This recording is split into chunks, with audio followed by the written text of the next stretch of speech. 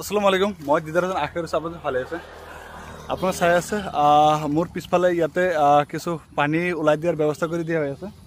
এইটো আমাৰ পিছফালে নেপিয়াৰ ঘাঁহৰ খেতি চাই আছে ইয়াতে আমি বহুত ধৰণৰ নেপিয়াৰ ঘাঁহৰ খেতি কৰোঁ আৰু প্লাছ কেইদিন ধৰি পুৰা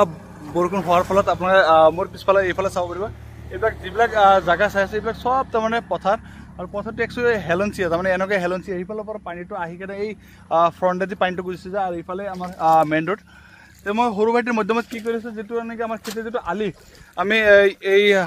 আলিটো কাটি দিয়াৰ ব্যৱস্থা কৰিছোঁ আৰু ই কাটিও আছে আৰু এতিয়া চাওক আমাৰ ইণ্ডোনেছিয়ান স্পেণ্ডিপিয়াৰৰ খেতিৰ মাজেদিও পানী আহি আছে সেইটো এতিয়া ই চাফ কৰি আছে একচুৱেলি তাৰমানে কি হয় আপোনাৰ গম পায় যে নেপিয়াৰ খেতিটো একচুৱেলি বাম মাটিত কৰিব লাগে আৰু বাম মাটিত হ'লেহে প্ৰডাকশ্যনটো ভাল হয় কিন্তু এতিয়া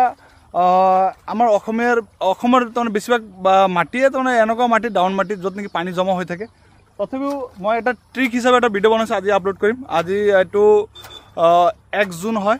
আৰু চাগে মই 2 জুন বা 3 জুনত ভিডিঅ' আপলোড কৰিম যে কেনেকুৱা হিচাপে আপোনালোকৰো বানপানী হোৱা মাটিটো নেপিয়াৰ ঘাঁহটো জীয়াই ৰাখিব পাৰে মই এইটোৰ বিষয়ে ধুনীয়াকৈ আলোচনা কৰিছোঁ তো আপোনালোকে ভিডিঅ'টো চাব পাৰিব চাই আছেনে